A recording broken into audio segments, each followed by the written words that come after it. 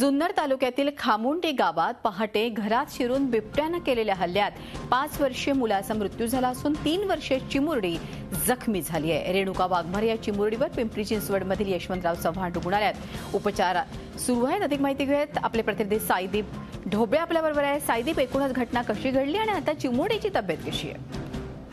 जुन्नर तालुक्यातील खामुंडी गावातील ही घटना आहे। पहाटे प्रवीण दौडे आणि रेणुका वाघमारे घरामध्ये झोपले असताना बिबट्याने अचानक हल्ला केला। यामध्ये जो प्रवीण तो पूर्णतः गंभीर झाला आणि त्याच ठिकाणी तो मृत पावला। परंतु ती रेणुका आहे ती जखमी झालेली आहे, तिला उपचारासाठी पुणे येथील रुग्णालयात हलवण्यात आलेलं आहे। सध्या तिची प्रकृती ठीक आहे। डॉक्टरांनी सांगितलं की तरी पण त्या ठिकाणी तिच्यावरती उपचार चालू आहे।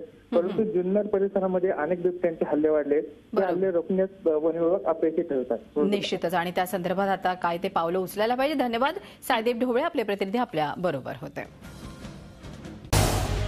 झी 24 तास रहा एक पाऊल पुढे।